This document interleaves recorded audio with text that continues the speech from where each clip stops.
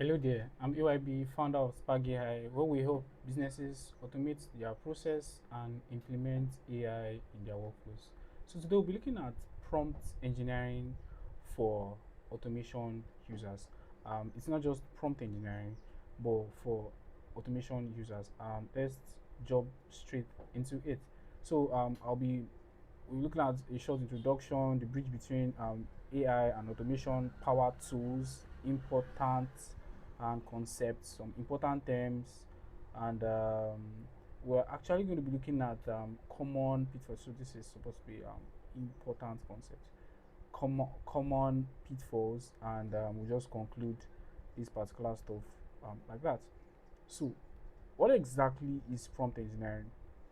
Um, it's the art of crafting a text input into the LLMs to generate a response that is favorable or can carry out the task that you actually want to carry out. Um, it is the difference between how, because we have different kind of systems, and the automation allows us to our systems to be to work in a very effective way. But when we have AI in these systems are much more intelligent, right? We can make these systems decisive instead of allowing the system to just be deterministic. Like, I mean, we can predict the results, right? Right now we can give them multiple results, and we can allow the AI to be the system to be much more intelligent. That means it can go different route based on how we have actually programmed it. Yeah, so AI automation is not like AI is not replacing automation, it's just going to enhance it, right? And that's exactly why, because I'll be switching between this slide and Zapier and ChatGPT so that you can see some of the examples that I have. Right here, I have Zapier, right, in this particular step. And now, so we can plug AI into our systems. Like, we can have a step that allows us to like generate an email. We can have a step that can allows you to do sentiment analysis. When I mean sentiment analysis, I mean you can make decisions. You can allow AI to like make conclusions based on like the inputs that we have actually put in the systems. So this is very important.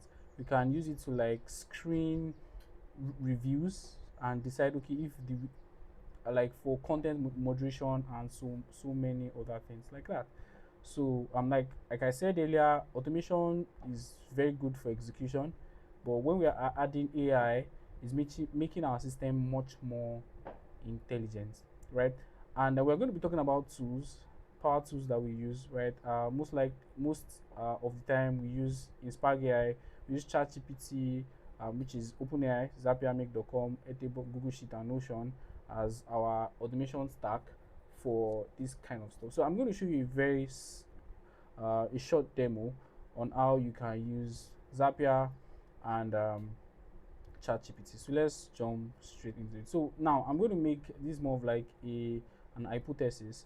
We have a form response. So I think I'll have to add my tally stuff right here. So I have a form response, and I'm going to choose a particular form I have here. So I have to like add the form tally.so. Tally is a form builder that allows you to like, yeah, build, just drag and drop form fields and create a very good form. So I'm going to use a contact form. Yes, or I think I like the inquiry form. No, I think I want the contact form. The contact form is, or better still, I can create a form. Let's see if I can create a form, and I just want the email, and just a box where a customer can actually lodge a complaint, right? So let's create. So you're going to even see how we create forms right here in Tally, right? So let me create a new form. So this form will just be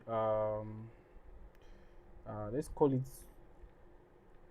because I have an inquiry form, so I'll just say inquiry instead of inquiry form. I'll just call it inquiry, right? And now, so if you want to add uh, fields, you just click on this icon. I want to add a name, which is more of like going to be a short answer, right? And you can just insert, you can put name, right? And then I really want to, instead of like kind of now I can just duplicate this step, or I can always still just get the email, right? I want to also add email, right? And then now I just want a box aside that, and that will be like a long answer, right? So this would be like how can we help you, something like that. How can, yeah, can we help you, something like that. And then yeah, that's we have to make it okay. It's actually compulsory, so you can make this. Yeah, I think there's nothing else we want to add again, so we can make this inquiry form compulsory and we can just publish it right away, so we can have access to this form right in our Zapier account. So I come over here and I check for my submission, I continue, and I search. If I reload this, I should be able to get the form right now. So I'm just going to look for inquiry, right? As you can see, I've seen inquiry, right? Because I've not actually used this form, I'm not going to get any response, so I will have to like use the form, right, so that I can get the response I want. So now I can just add something like Larry Ellison, and I can just put Larry at oracle.com. So if you have this particular, so let's say you want to make an inquiry, and this is the form embedded on our website. So it's like, I need to know about your automation services, something like this, right? Just the question, right? And we can submit. So with this, we can actually pull that information right from Zapier already. So you can see that we have Larry Ellison. I think it's going to find new record, and then we should have submission B with Larry Ellison's record. As you can see, we have Larry Ellison there. Now, what we want to do is very chill. We want to add, I think I'm going to just like generate response, right? So this will be like a ChatGPT conversation step. If you don't know how to use ChatGPT and Zapier, you can watch my video. I'll put the link around on everything I know about ChatGPT and Zapier. I explained exclusively about how I use ChatGPT and Zapier. You can watch that video right now. So we are having a very good stuff now. Now we are allowed to use input data, right? So that's why prompt engineering is quite different for like the normal prompt engineering, where you have you can just type in the prompt and generate response like the one you do on ChatGPT front end. It's different from this one that we have on the back end, right? I'll tell you the reason why. Now here we can use the input from the previous step. Right now we can give I'm going to explain every one of these particular parameters that you see here, how we can tweak them, what it means, and some other thing. But I just want to go through these examples so that you can see exactly what I'm doing. So we're going to use GPT-4, and I am going to use, first I'm going to give context, right? I'm also going to explain what is context and all that. So I'll just say we receive form responses from leads on, okay, I think I have to just say we are an AI automation agency. Like, it's always good for you to like give it even context, called Spark AI, and we receive form responses from leads on our websites, right? That make inquiry about services, about uh, services, right? That's fine. And now this is like you giving it context. Now you're not like, you can now put the form input. So you now say form input. I mean, the dynamic data that ChatGPT is actually going to process. So we can put their name. It's not actually necessary for you to add their emails. So one thing I'll also tell you is that when you're trying to add this data, always put a delimiter. I'm trying to say this particular parenthesis I'm adding here is a delimiter, so you can put the data inside. So if I add this particular stuff here, I'm going to put it here, and then I'll add his name, Larry, right? Now I can also add the email. It's not so important, but I should add it. So I'll just add the email. I'll add Larry listen, and then I'll add the message. This is actually very important, the inquiry, right? I'll just put it here, and I need to know. That would be like, now this is where I describe the instruction, right? The instruction, I'll say your job is to reply to this inquiry in a very professional way, using this data, right, or this information, right? Then I can just generate like an information about our services. So I can just say we are an AI automation agency called Spark AI, and we offer services like, so I can now start listing the kind of services that we offer. Then I can add Zapier full business automation. Then I can also add automation, right? And then I can also add make.com full business automation. Then I can add AI automation with it's always good, yeah, with Zapier or Make.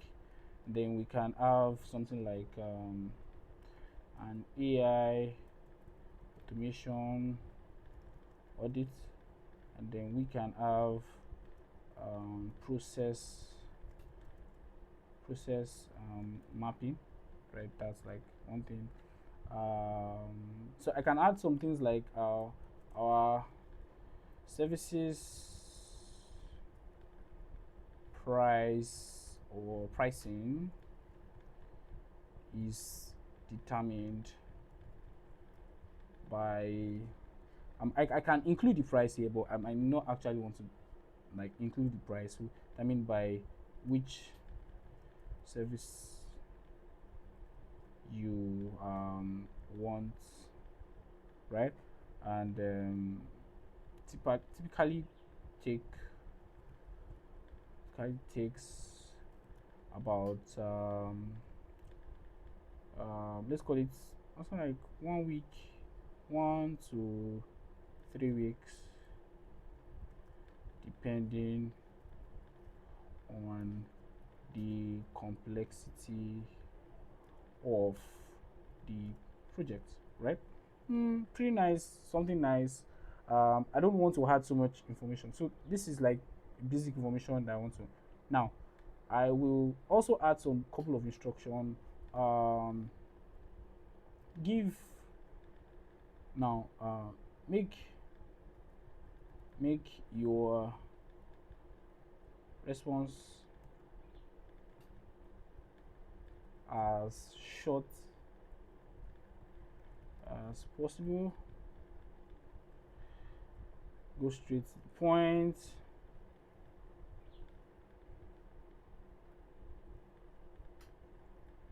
To the point, and yeah, I think that's all. Then I want to add some um some instructions that allow it to format, so I can also now determine the format. Like I am trying to say, I now most likely we are going to send this as an email to them, so I can say now I'm going to give several examples. I'll just say generate just the email body, right? um yeah, so do not, now this is very, very important, do not add any text before or after, like very, very important. Now this is what I want to do, and then I think I don't want anything again. Now I'm going to add this particular section. We are still going to give, I'm going to explain what it is. So this is where I put my system instructions. So system instruction is just like you are giving the LLM a role, right? So it's more of like a top level prompt, right? So it's higher than just the message prompt. So now I can just say you are, so I'm saying you are a like this customer representative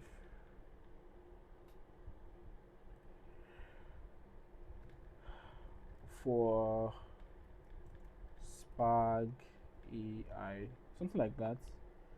I expert, yeah. No, it's just like this chill, and I can just lock in memory key. So I'll also explain the memory key. So just let's, I can just say mail res, like I just do 1 2 3 4. Now I am not going to send the email, I just want to generate the outputs. I'm leaving every other thing like that, and then I'm going to run this step like that.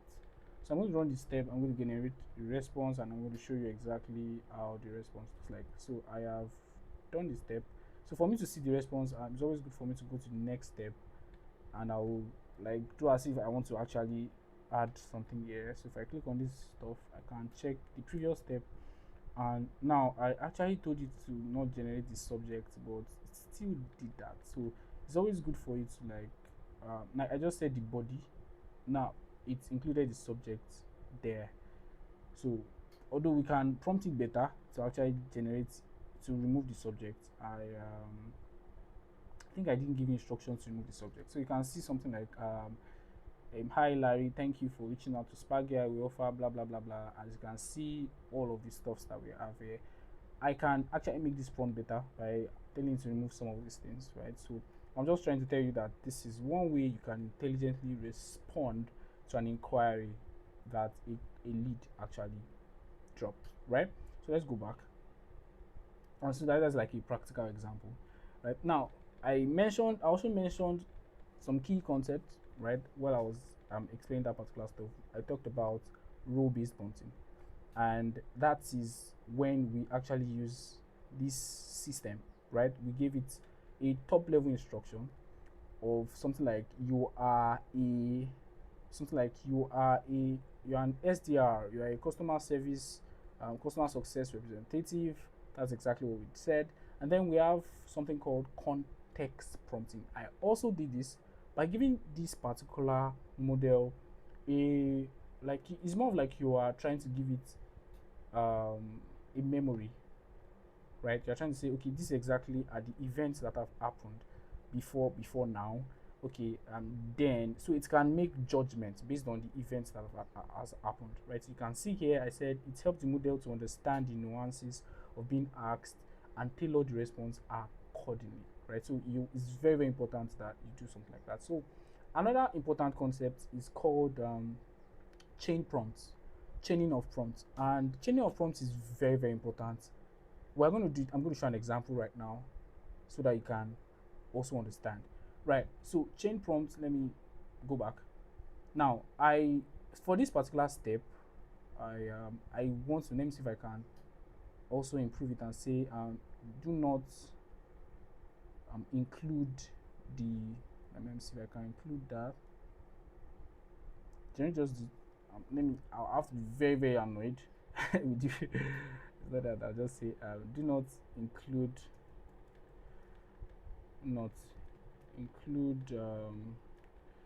the subject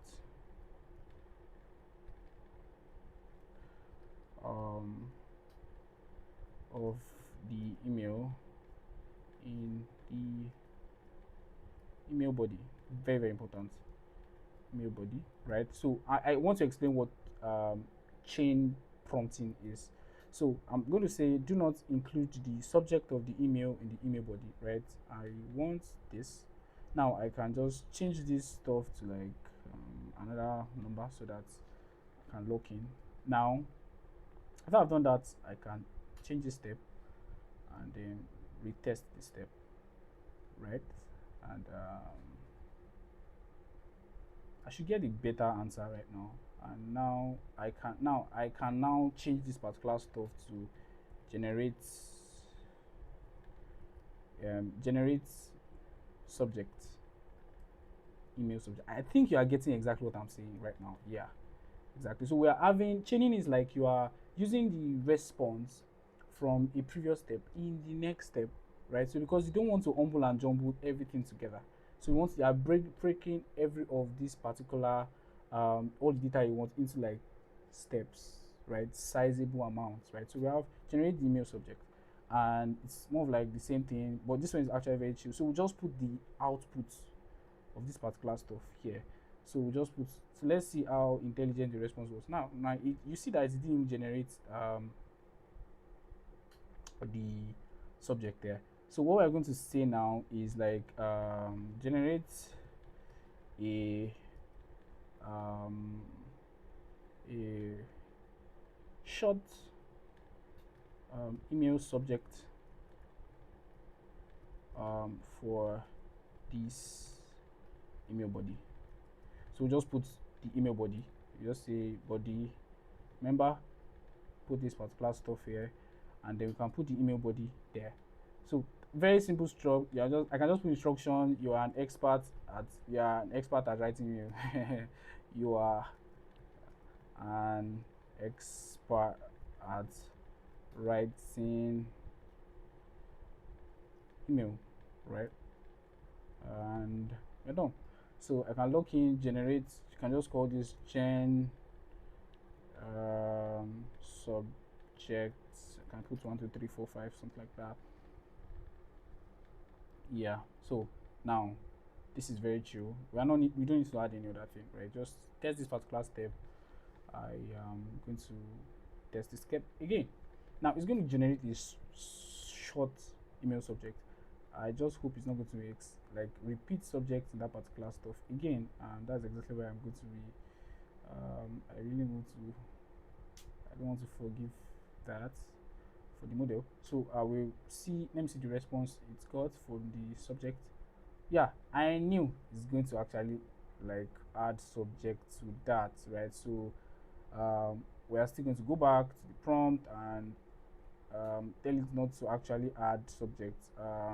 Yeah, you actually have to do not add the word very important subject before the response. As simple as that. It's not going to add that, so I can just add this test to it, and then we can get the response again. So if I retest this step, and I should get a better one right now. It's not going to add the word again. So let's see the response that we got. Now, can you see that it didn't actually add that? So it's very, very important that you can see just AI automation services and priority query. So this is very, very important when you prompt. So you're adding the response you got from a previous step in the next step, and then using to generate another response. So let's say I want to actually generate another type of thing. I can get this response and put it in the next step. So what I'm doing there is called chaining. It's a kind of prompting technique when you are doing automation. You don't want to put the entire chunk in one step. It's my the model might actually go crazy, and you get responses that are not favorable, right? So that's one way you can do it. Now, so I've explained chain, and now we have another concept called chunking, right? Chunking is slightly different from chaining, because chunking is used when you are doing high volume tasks. I mean, tasks that involved you generating large texts, right? Let's say you want to generate the body of a particular post, right? So chunking is like breaking every one of those stuff into different steps. What I mean is that now, let's say you want to generate an entire book, a short book, and now let's say this is for chapter 1, chapter 2, chapter 3. So chunking is like you breaking every one of these particular stuff into different chapters based on the step. So what we are doing is like you are going to now. One thing I want to explain is that although GPT-4 not allows you to have a 128k token context window. What do I mean by 128k? I'm trying to say that the entire context, I mean the entire number of tokens you can generate per step is about 128k, and that's like a large chunk. But Zapier does not allow you to do that. So the highest you can have for Zapier is 4096 token, right, per step. Right, the reason why they are doing that is because the generating large responses actually slow down the zap speed and the execution of the particular workflow. So they broke it down to like about 4000. So you can actually now per step, now you can just have to like break down every of these text you want to generate into like sizable amount. So you can have about, so if you have more of like a short play, you can break it down into like 10 different steps, right? So that your particular workflow will still happen very fast, right? Instead of like having eating error every time, or for this app actually to be slowing down and all that. So that is the concept of chunking. So it's just like chunk 1, chunk 2, chunk 3 and all that, right? So we also have called output formatting. Now I want to explain output formatting using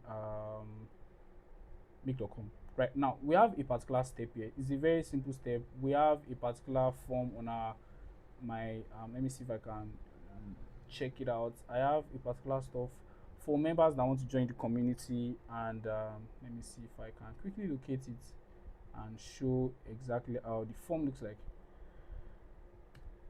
So this is exactly how the form looks like. For no code square, we have first name, last name, email, phone number, and like their tool stack, and then we have something about if they are a professional or not, and then what is their no code stack, and then what is their commitment level, right? This is like a pretty basic form for application into the community.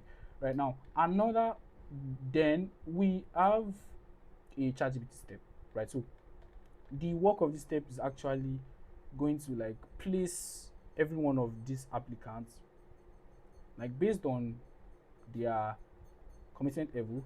I want to put them into different steps, right? I mean different I'll call them tags or level. Now you can see here we have we have levels, you can see we have guys that now I think you are community membership screener. Your job is to access community applicants, blah blah blah blah. Explorer is 0 to 3, engager 4 to 6, contributor this, diad 9 to 10. So then I'll put the commitment level here. So I'll just put the this any of these numbers, and then it understands that to put them into like categories, right?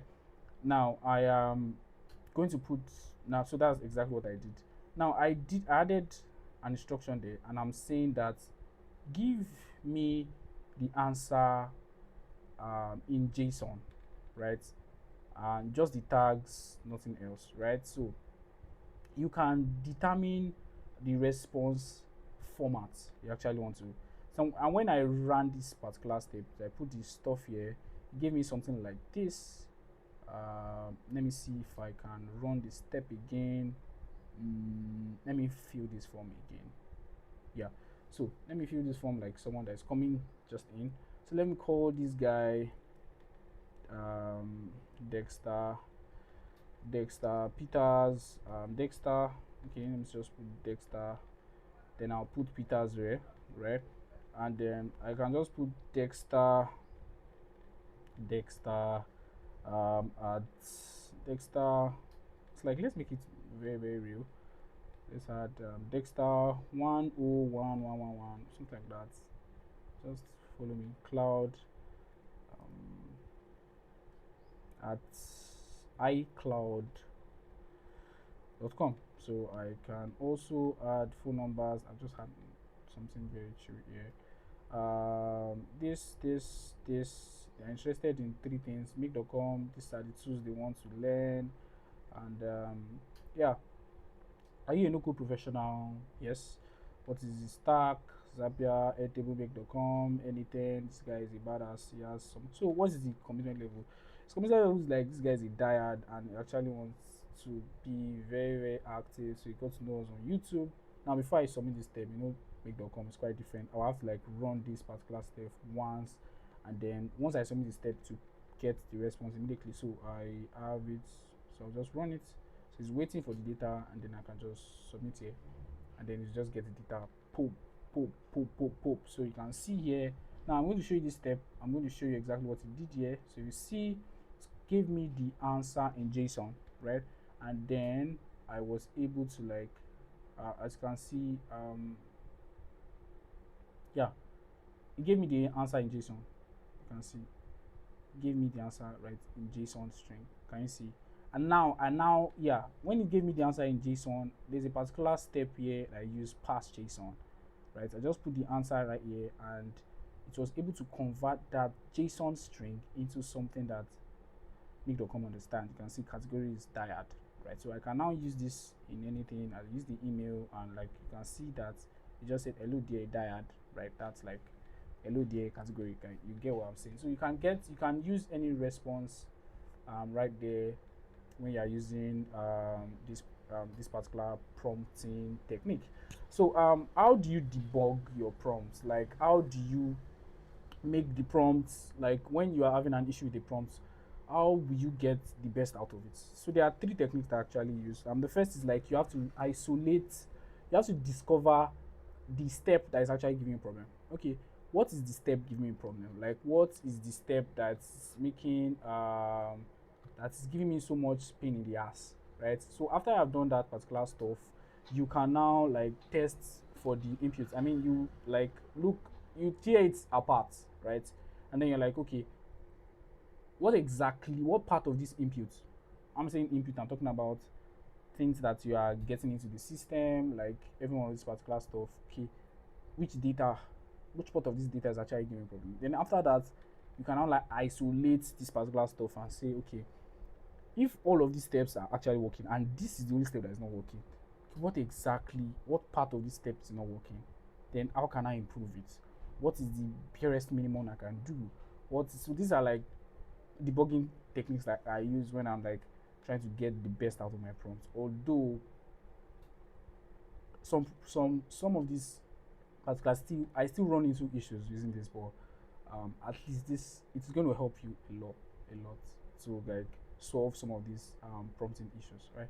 So I want to explain something, and that's like prompt engineering is an iterative process. What I mean by that, I'm trying to say that it is continuous. Like you cannot just write the best prompt at once. Like, hi, this generate blah blah blah blah blah. Like your prompt will not be the best at your first drafting, so you have to like make corrections, like what I did in the particular stuff. Remember that we tried to like generate the best prompt here, but we still ran into issues, and then we have to just tweak some things, tweak some, so you just keep on tweaking until you get like the best out of the prompt. So that's like what I mean by it is an iterative process. You have to like iterate, change, just make the prompt better until you get the perfect prompt. Now I want to explain some important terms. I've actually mentioned those terms. I've been using those terms, but I think you understand better as I want to explain. So the first term is called memory key, and memory key here can be found on Zapier. This particular bad boy, you can see here this multi-string character. Like, what does it mean, right? When you're thinking about memory key, think of memory key like tags, right? Memory key is more of like just adding tag to a particular conversation or particular step, right? It is quite different from like it's not as if before now, when I was just starting automation, I used to think memory key was more of like if you put the memory key, lock in the memory key, it remembers, like in this particular next step, it will remember the particular response you got from the first step. No, it doesn't work that way. Let me make a clarification. Let's say we have a step here. I will have to like let me see if I can do it now. So I have to like get rid of these bad boys, and I really don't want to do that. Let me just create another particular stuff and show you exactly what I mean. So let's say I have a step here. I have a particular zap I want here. Yes. So I just want to tell you how memory key works. It's very, very important, so that when you are trying to set up your stuff, you will not run into issues, right?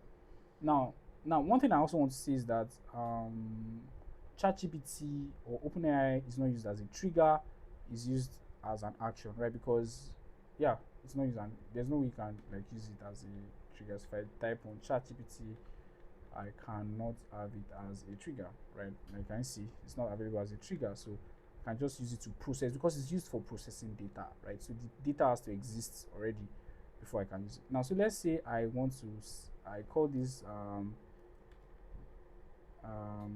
generate my name or something like this is my name. Let's call it this is my name, right?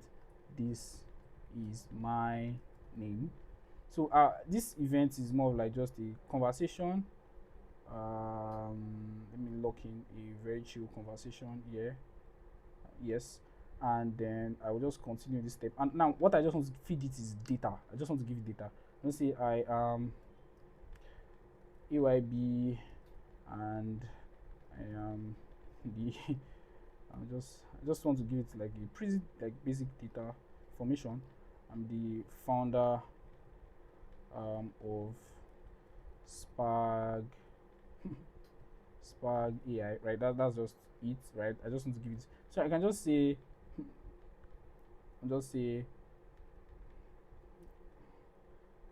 founder. I just say my data. That's like the memory key, and I just want to put 3. So this is like, so now I'm trying to say what a memory key is not, right? I'm trying to tell you what it is not right now. So I've done this step, I run this bad boy, I test this step, right? As you can see, I've done this. So still loading. Now I can, what I want to do is to duplicate. I'm going to show you how I cannot recover the response I got from this particular stuff. So I'll just say, now I can just say this is my name, and I can change this one to what is my name. What is my name? Now let's see the response it actually gave in the previous step. That was like, yes, I found that, that's great. Can you see? What would you like me to know? Blah blah blah. Now that's like the first step. Now I'm going to lock in the, now you see that we have the same memory key. So it's not like it remembers the previous step. That's exactly what I want to say. So even if I still put the same memory key and I ask it what is my name, it's not going to remember. It's not going to remember my name. So let's try it. Let's also try it. So just say, we'll say to tell me, I no idea, because you have not given me information about that. So let me see if I can have another step here. Conversation. So I come out down to conversation, and then yeah. So I'm trying to like recover. So I was going to say I'm not sure. You haven't said my name, so it's more like doesn't remember previous step. Now, what exactly, if it cannot remember previous step, what exactly are what are we why are we why now are we why are we always now adding it to stuff? Now, memory key is used for locking in consistent results. I mean, deterministic results based on only this step. So if I only want to be getting this type of response all of the time, I mean, this response that we got, like hi there, blah blah blah, thank you for that information. So if I want to always get that result, I have to lock in this tag. It's just like I'm adding a tag to that response. Give me this response all of the time. So it is only valid for this step. Once I get to this step, it doesn't matter again, right? I'm going to do a video on AI assistants and memory key. Just watch out. So you see how AI assistants can actually remember previous step if you lock in the message ID, so you can understand that okay, your name is this. But for this, there's no message ID. It doesn't have context. It's just for getting deterministic results all of the time. Instead of getting response like, oh, your name is AYB now, okay, I've stored that, and give you another response, okay, like if you want to always get the same result all of the time, let me show you the results we got here. If you always want to just get this kind of results all of the time, that's great, blah blah blah blah blah blah, then you use that memory key. So you can see now it is good for, let's say you're generating content and you want to always get the same kind of content all the time, or you're generating an email, a unique kind of email response, and you want to get that email response all of the time, then you can use memory key, right? So that's exactly how to use it, and that's why it's very very important, right? So we also have something called top P, right?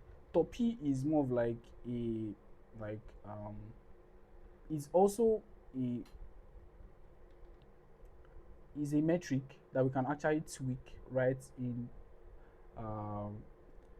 Zapier, right, that controls how creative and how focused the AI response is, right? So I'm going to show you, although we don't normally change it, you don't have to, but I'm just going to tell you, it locks in, it allows the model to choose from a condensed or much more limited choice of words. So if you increase the top P, it's also good to not touch the temperature, right? So don't, like you can see here, if you increase the top P, don't increase the temperature. If you reduce it, don't. So it's more of like you can just, they're actually mutually exclusive. You touch the top P, just leave out the temperature. If you are tweaking the temperature, leave the top P. So that's one thing I want to say. So temperature also is like, it also determines the degree of creativity of the model. So if you reduce the temperature, you're making it much more deterministic. Like you want to control the results like all the time. But if you're increasing it, you want it to be more creative, getting better results, getting much more a result that will actually surprise you. Like you're increasing surprise by increasing the temperature, right? Now I also want to make mention of seed. Seed is just like the same way memory key is on Zapier. Seed is actually more of like the same, but you, before you can tweak in seed, you have to like check the advanced mode on, and then you see something like seed. Seed is more of like also like a, yeah, I think we have passed it. Yeah, you just put more of like the same alphanumeric, and it also helps to get a much more deterministic result all of the time. So that's exactly what seed is. Like you can see, I can put a particular unique seed and I will get the results the same kind of, not only totally the same, but it's like quite similar result all of the time, right? So now I also mentioned a system prompt. A system prompt is a top level prompt that you are assigning a role to the model. You're like saying something like, you're giving the persona. You're saying, okay, you are an AI automation expert. You are an expert at answering emails. You are this, you are that, you are that. Like, that's exactly how you can give it a very good system prompt. Now, we also have user message. Now, user message is what we have here. Now, this is where you put your user message. It's like, there are three rows when dealing with prompting here. We have the user, we have the system, and then we have the assistant. So I'm going to explain every of this particular. The user is like where you put the user message, is where you put your prompts, right? And the user message is also included in the context window. So it calculates both the prompts, the system instruction is also part of the context window. So make sure that you are not, when you're adding so much prompts, you're not also adding so much system prompts, because it can truncate the results. What I mean by truncate is that you just stop, because now the maximum results for maximum context for getting outputs from a ChatGPT step is about for Zapier is 4096, and then we're always using 2000, although that's like quite more, but it will truncate your response, because it's also calculating that token as part of the the context, right? What exactly is a token? So a token, like, now a token makes up 0.75 words. So we can say, so 1000 token equals to 750 words. So just use that calculation. 1000 tokens equals to like 750 words. Now, so you can see this user message, and then it's just like when you're talking to ChatGPT, where you type your prompt is the user message, the reply is the system. That's one thing I want to say. So we have something called few shots prompting. Few shots prompting, I don't normally use this on Zapier. It's most likely used on make.com right now. So it allows you to, like, now if you see make.com is actually very chill, because you can choose the role that you actually want to. So you can use few shots here, in the sense that you can choose the user, and then in the next particular response you can also use now you can choose the system, and then put the results of the answer, because you want to actually say, okay, this is exactly how I want you to answer this question. So if I put this user, like if I'm asking this particular, let's say I'm asking my question like this, right, and I will just add, okay, then I can put the answer here. This is exactly how I want to. So you are training the model to, like, say, okay, this is how I want my answer to be done. If you do that using just one example, it's called one shot. If you don't add any example, it's called few shots. And then if you add quite a number of, if you just add quite more than one example, it's called few shots. If you don't add any example, zero shots. And then if you add one example, it's called few shots. So that's one way you can get better results. So we have different models. We have GPT-4, we have Claude, Gemini, we have Llama. These are like models that you can use to get. But most of the time, Zapier, for automation, we just use the GPT-4, because GPT-4 not is an older model, and we get the best out of it. The best. So role, I think I mentioned role. We have the user, the system, assistant. We have the, so this assistant is quite different from the system, because with the assistant you are having a role, right, and then you can call on the assistant even inside of this particular workflow, right? Let me see. Now if we have a particular workflow right now, in the next step I can call on the assistant, but right now, instead of using the memory key to lock in the response I'm getting, I can use an assistant to get the response I've actually gotten from the first step. So the assistant is very, very important when you are trying to get stuff from stuff. So what are the common pitfalls when we are trying to do stuff like this? If you are overloading your prompts, make sure your prompts are very concise, and so that you will not truncate your responses, right? Like I mentioned, the context window is actually very important. Like lack of clarity when you are structuring your prompt, make sure you use the context, add the data, then give it the specific instruction, and then give you the format of the response, right? Now, don't also ignore the context of dynamic inputs, in the sense that make sure you put the inputs in the prompt, like what we did here. Like we are asking it, okay, this is, oh, I think I've removed that. You can just put that's like the delimiter that I used, and then put the value of the dynamic data. Make sure you add it, because it also matters when you're, and then stop relying on the AI so much. Add steps that verify using human, like adding human in the loop. Like, don't just send the email. Sometimes if it's something that is very very important, right, that has a very very high importance, don't just send the email like that. You can use the email to create a draft, and then allow the person to accept or decline if the email should be sent. It's very very important, so that you not just get into trouble using AI, something like that. So what is the conclusion? We have actually seen how prompt engineering is quite different from prompt engineering for normal users or for developers. I think it's more of like there's a unique way you can prompt stuff when you're using ChatGPT or Make, and it's quite different from just using prompt engineering as a dev, or using prompt engineering as a front end user, like normal ChatGPT stuff. Like, it's a very very important technical skill right now, because companies are actually looking for guys that actually know how to like talk to these LLMs and get the best out of them. Watch out for all this. I'm going to drop in content about prompt engineering, AI automation, and all that. Like, subscribe, comment, and show me all the good stuff. And yeah, I'll see you guys in the next video. Bye.